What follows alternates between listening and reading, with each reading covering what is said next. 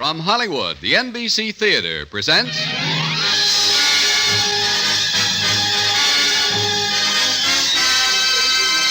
Screen Director's Assignment.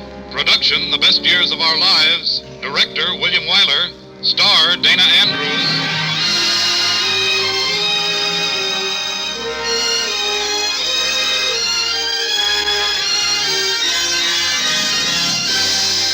Hollywood Screen Directors present a dramatic document from a time so well remembered. The Academy Award-winning motion picture story, The Best Years of Our Lives, starring Dana Andrews and introducing the director of the film, William Wyler.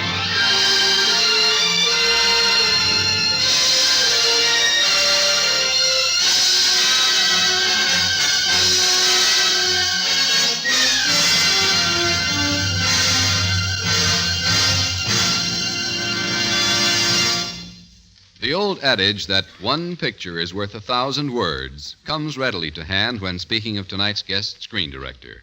For no description of his painstaking artistry can equal the simple statement that he is the director of such truly great motion pictures as Dead End, Wuthering Heights, Mrs. Miniver, and the soon-to-be-released Paramount film, The Heiress. Ladies and gentlemen, the Academy Award-winning director of The Best Years of Our Lives, Mr. William Wyler.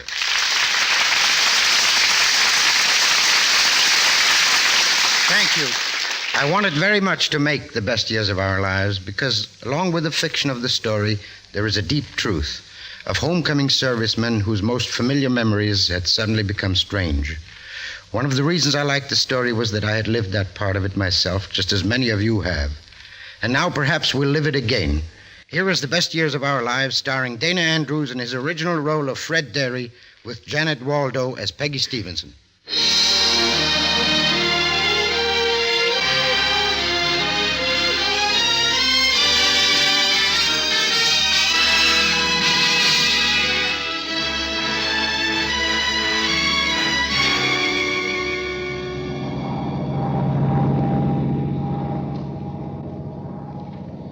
Look at it this way. Your name is Fred Derry. You were a bombardier for most of the war in Europe. But the war is over. You're still in your captain's uniform, but now you're going home. There are two other men up front with you in the old B-17. Homer Parrish, the Navy man, got on with you in New York. The older man got on at Wright Field. Hiya, Captain. My name's Al Stevenson. Fred Derry. Hiya, Sarge. This is Homer Parrish, Navy. Hello, Al. You both from Boone City, too? We sure are. Shake, Fred. Shake, Homer. What you liked about Al Stevenson right away was this. He grabbed Homer's forearm and pumped it warmly without even a glance at the steel hooks that took the place of hands at the end of Homer's arms. Gee, things sure look beautiful from up here. I never thought so. This used to be my office, sort of. Bombardier, weren't you? Yeah. Cigarette, Fred? Don't mind. Homer? Oh, I'm sorry. That's all right, I can get it. Thanks, Al. Match? I've got it. Thanks, Homer. Al? Much obliged, Navy. You ought to see me open a bottle of beer with these hooks. You got nothing to worry about, Homer. I can dial telephones, I can drive a car. I can even put nickels in jukeboxes. But what, Homer? Well, you see, I've got a girl. She knows what happened, doesn't she? Well, sure, but she doesn't know what these hooks are like. Well, she's the right kind, isn't she? Sure, Al, but after all... Then you'll be okay, kid. Just wait and see. Toss you boys for who pays for the airport taxi.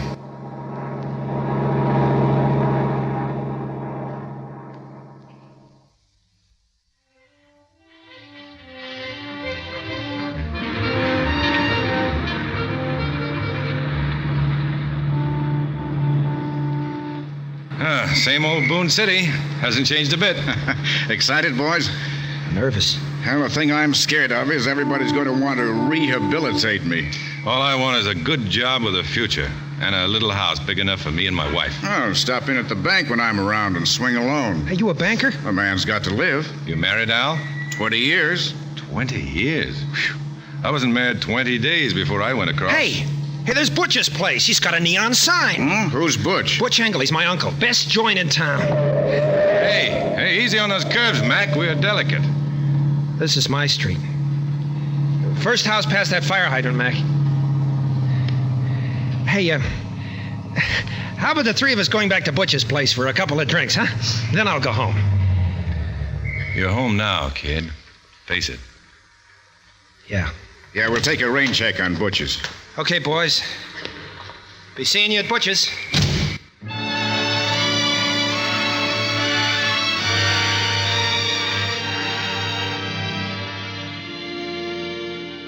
Ten minutes later, you drop off Al Stevenson in front of the swankiest apartment in town. Oh, I feel as if I were going in to hit a beach again.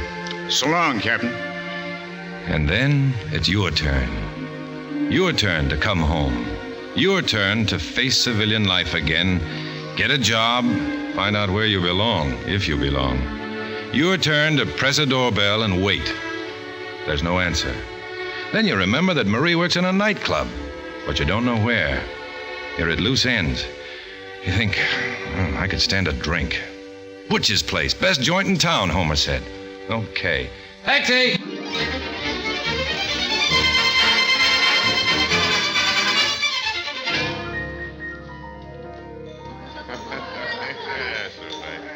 Hey, Butch, stop torturing that piano. Homer Perry. I don't believe it. Hi, Unc. Gee, it's good to see you, kid. Homer! Fred, how'd you get here? Yeah, Homer, old shipmate. And why aren't you home with your folks? They went to bed and I wasn't sleepy, so I just went out. That all? Well, I dropped the lemonade. What? At home. Slipped out of my... Well, you'd think it was something awful the way Wilma ran out of the room crying. Wilma, that's your girl, isn't it? Yeah. Where's your wife, Fred? Well, she's working. I couldn't find out where, so I came here. Drop off Al, okay? Yeah, Swanky's apartment in town. We'll never see him again. Hey, Millie, this is it. This is the best place we've been in yet tonight. Hey, it's Al. Speak of the devil. Hey, Al. Banker. Got change for a nickel? Homer!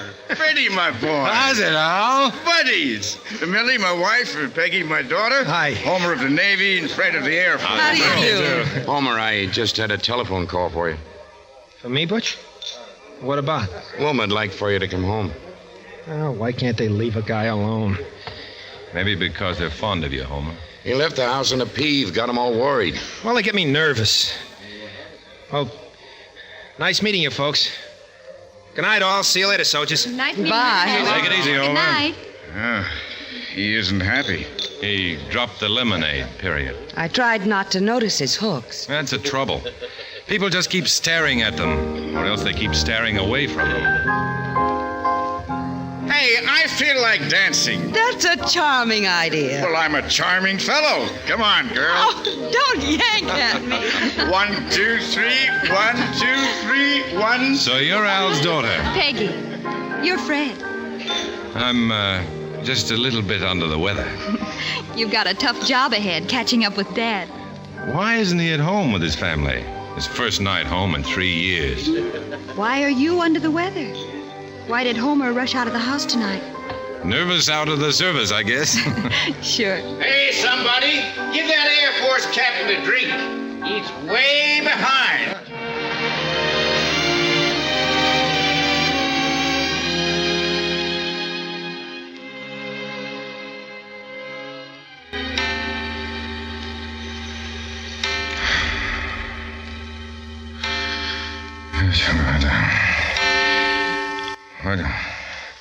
She's on fire. Her wing's on fire. She's on fire. She's going down. Bail out, you guys. Kodorsky, get out of that plane. There goes the tail gunner. Fred, what's the matter? Get out of there, Kodorsky. She's burning up. Fred! Get out. Get out. Wake up, Fred, wake up. She's burning. Jump for it. Get out. Get out, It's jump. all right, Fred. It's me, Peggy. It's all right. Peggy. It's all right, Fred. Go back to sleep now. What? Well, what am I doing here? Well, your wife still wasn't home when we drove you to your apartment. We took you to our house. Now go back to sleep. Just rest. Go to sleep. Rest.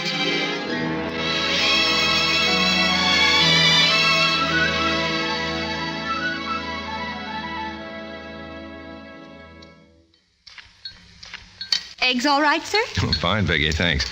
Yeah, but you shouldn't have let Al bring me here last night. Oh, we were very glad to have you, so let's talk about other things. Like what?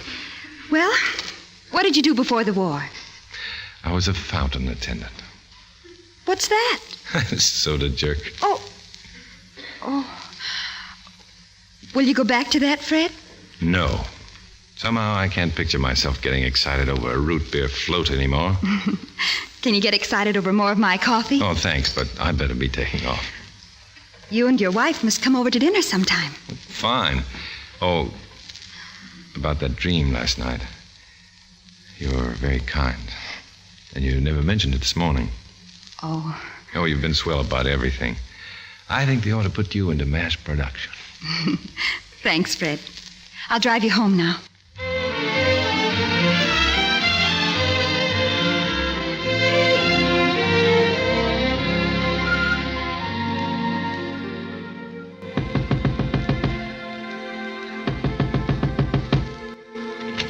Well, this is a fine time to... Freddie! Marie! Oh, Freddie, darling. Well, why didn't you let me know? Hey, you know now, honey, I'm home. Oh, darling, darling. Oh, Fred, I've missed you so.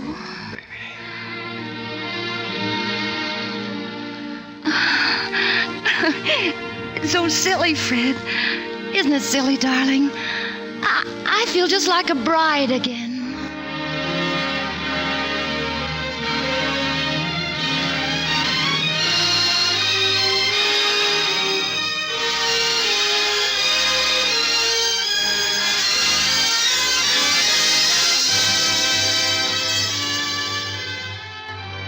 You are listening to the Hollywood Screen Directors presentation of The Best Years of Our Lives, starring Dana Andrews with Janet Waldo, and introducing the director of the film, William Wyler.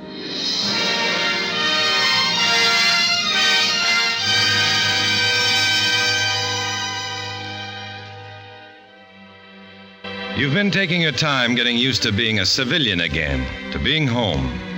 You don't want your old job back, but you do want to see Mr. Bullard at the drugstore who lost his son in the war. A big drug chain bought Bullard out, but he's still there filling prescriptions. Somehow, without your wanting it, he leads you upstairs and introduces you to Mr. Thorpe, the employment manager, and the first thing you know, you're being interviewed for a job.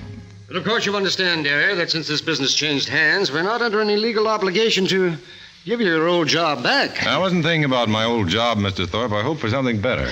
What experience have you had?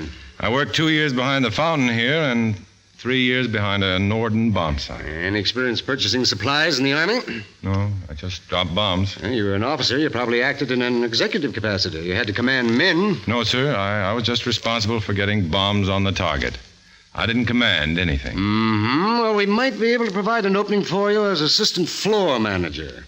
Your work would require part-time duty behind the fountain. I don't think I'll be... What salary? $32.50 per week. I was getting more than $400 a month in the Air Force. Dearie, the war is... Over, yes, I know. Well, I'll look around, Mr. Thorpe. Thank you very much, anyhow.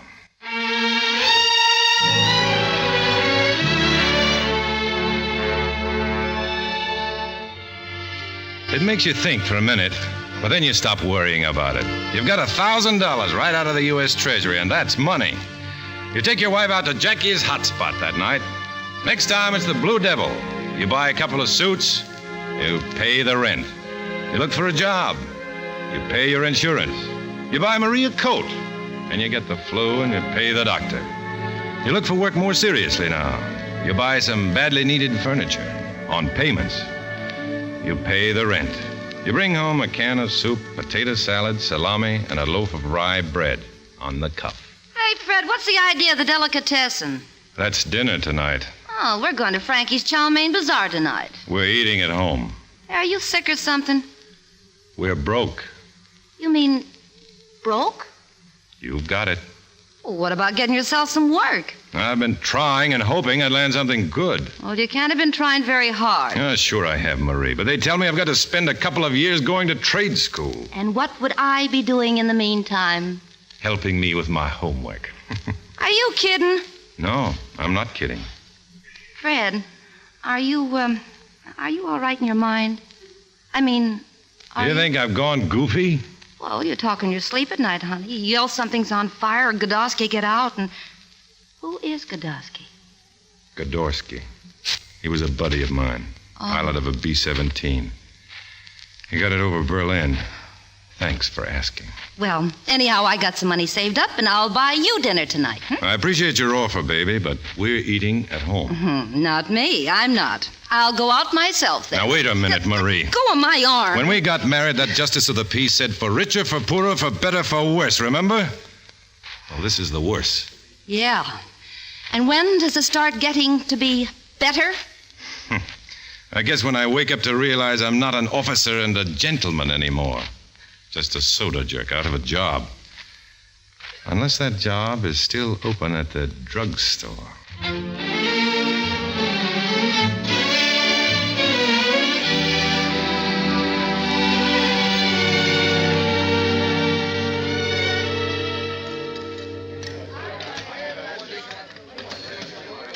Mr. Derry, will you explain this complexion cream to me, please? I'll be with you in just a minute, madam.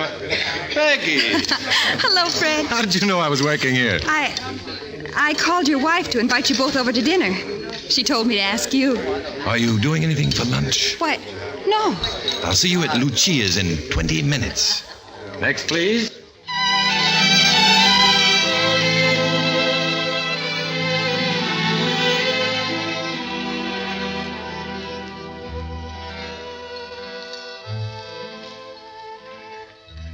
It's a funny thing, Peggy. When I was overseas, I told myself, when I get home, I'll never eat in joints like this. I like it. It's cozy and private in this little booth. I also told myself I'd never go back to work in that drugstore. Fred, forgive me, but is Marie what you dreamed about overseas, too? Why? You know why, Fred. Why? Well, the way she talked about you to me, a stranger on the telephone. The things she says and the way she says them. How was she on the drugstore cowboy soda jerk routine? Oh, you see, you do know what I mean. Fred, she's ruining your life, breaking your spirit. I can tell by the way you act and the way you talk. I know I shouldn't talk this way. Then don't. Let's face reality. But sometimes reality can be just what you dreamed about.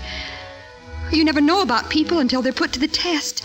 I found that out. But there's a friend of mine, one of these expensive girls from the Horsey set who never could think beyond the next cocktail party. Last year, she married a boy just out of the Marines. And now they have a baby. He's taking a course at Ohio State, and they live in a trailer, and she loves it. Does she think it's worth it? She happens to love the guy. Did you hear me, Fred? I heard you. Peggy, I want to kiss you. Say no, and I won't. I won't say no, Fred. I won't say no.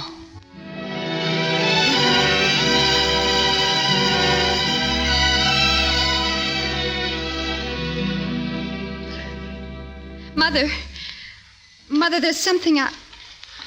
Yes, Peggy? Dad, Yes. Go on, girl, go on. I had lunch today with Fred Derry, and he kissed me. Kissed you? I practically asked for it. Peggy, are you in love with Fred? I didn't want to be, but I am. Well, what about his wife? He's miserable with her. She's destroying him little by little, and I can't allow it.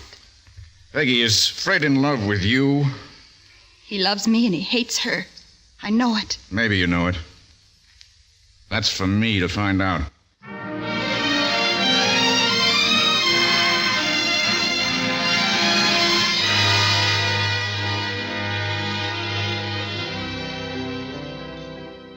Fred, I wanted you to meet me here at Butcher's to ask you a question. Shoot, Al. I'll get right to the point. Do that. Are you in love with Peggy? Yes. In our family, we tell each other things. Peggy says that your wife doesn't love you. That comes as a surprise and a shock. Nevertheless, she is your wife. Nevertheless. Fred, I happen to be quite fond of Peggy, And you don't want her mixed up with a heel like me. I haven't called you a heel, Fred. You see, I'm quite fond of you, too. Thanks. But I give you fair warning. I'm going to do everything I can to help her forget about you and get married to someone who can make her happy. Anything else? No. Suppose I don't see her anymore. Suppose I call her up and tell her so. That satisfy you? Yes. All right, I'll take care of it before I go back to work. Well, the drinks are on me, Al.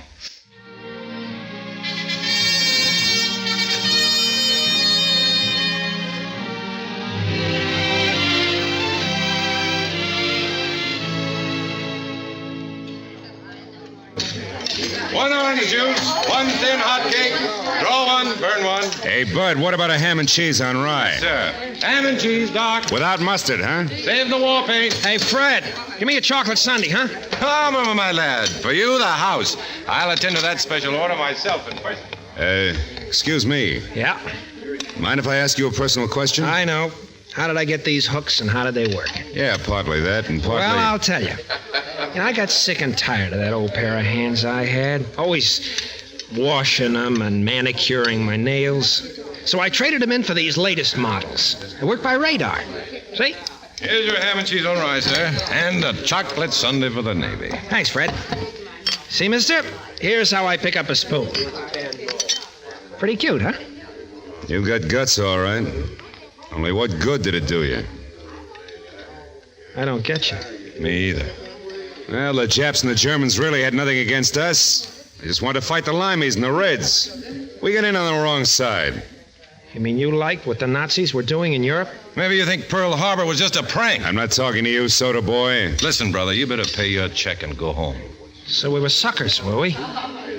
We should have been on the side of the Japs and the Germans. All I ask you to do is look at the facts. All Germany wanted was I saw a ship go down with over 400 of my shipmates. Take it easy, Homer. I want to know if those guys were suckers, too. Read the papers. Why don't you read... I want to know if I was a sucker to lose my hands and get these hooks. Keep those hooks away from my face, you crazy sailor. Let go of me. Look out. Let go of my arms. Take your hands off that kid. Shut up, you dumb soda jerk. So help me, all I want is one poke at you. One...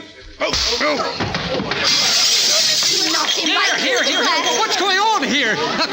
Good heavens. Gary, what happened here? I reached over and sucked this guy. You saw...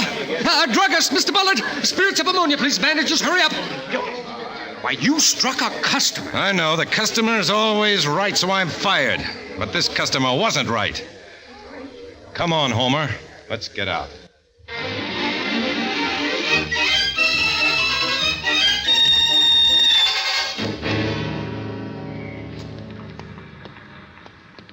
Gee, Fred, I'm sorry I lost your job for you. Believe me, Homer, you did me a good turn. That guy, he insulted my shipmates that are dead. And then saying I lost my hands for nothing. Homer, stop here. I want to know something. I want to know when you and Wilma are getting married. Married? Doesn't she want to get married? Well, she wants to, but... Then go to her. Now. Take her in your arms, kiss her, ask her to marry you, then marry her. Now, look, Fred. I'm pretty good with these hooks, but... Well, take it night. Someone has to take them off for me. Just for example. Someone has to unhook all the harness under my shirt. That's right. So? Well, I'm helpless then. I can't even pick up the harness again without my hooks. My hooks are part of the harness. That's right. So you get someone else to pick up that harness for you, and then you'll be able to do something for her. Wilma? Homer, your shipmates died so you could keep what's yours and get what's coming to you. And if you don't do it, then you're letting those men down. Now, you go ask Wilma. I know what she'll say. And congratulations, kid.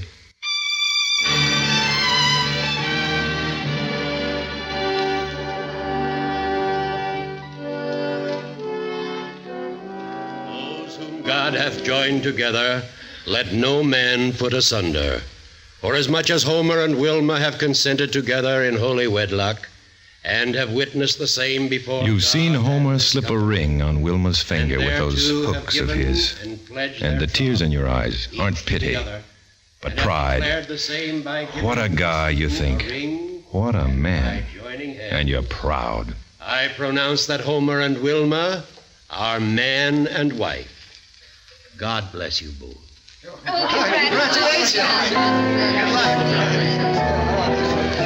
Then you look across the room, and there's Peggy, looking at you with her heart in her eyes. And you think, well, if Homer could do what he's done, you can be the kind of a guy Al Stevenson wants his daughter's husband to be. You go over to her, and nothing is said. You take her in your arms, and you kiss her. And she lets you kiss her. Then you talk. You say, I've got a new job, Peggy. I'm glad, Fred. My wife's left me. Marie couldn't take it. She's getting a divorce. Peggy, it may take us years to get anywhere, you and me. We'll have no money, no decent place to live in, have to work, get kicked around. I don't care, Fred. I can take it. I can take it. All at once you realize you're wasting time talking. You take Peggy in your arms again. You don't care who's looking. And you know that you didn't give the best years of your life to the Air Force. You fixed the clock, and the best years of your life are just ahead of you, where they belong.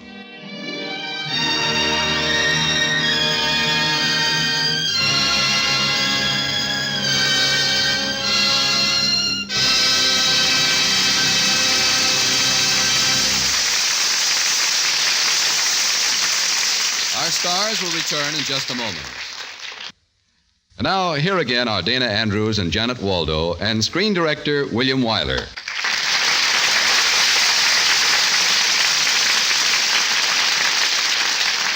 Dana, it must have been wonderful working under a great director like Mr. Wyler. Oh, it was. He taught me a great deal. About acting? I taught him how to be a magnificent soda jerk. Janet, he really made me take a course in being a fountain clerk. Dana, you're a lucky man. If things get too bad, you've always got something to fall back on. Yeah, I know. 2 scoops and a squirt of chocolate.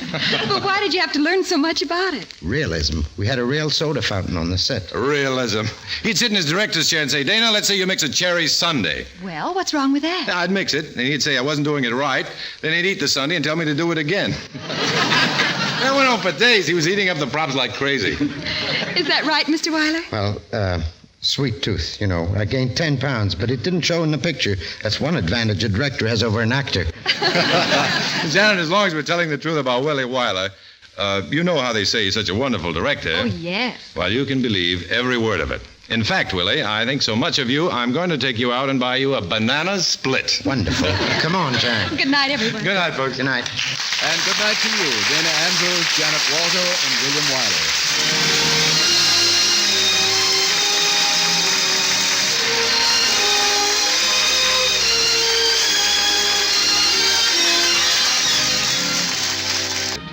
Included in tonight's cast were Ted Von Eltz, David Ellis, Virginia Gregg, Howard McNear, Gerald Moore, Ken Christie, Gigi Pearson, Earl Ross, and Dan Riss.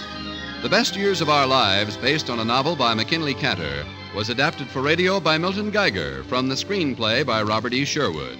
Original music was composed and conducted by Henry Russell, and production was under the supervision of Howard Wiley. Associate producer, Ray Dietrich. Your announcer has been Frank Barton.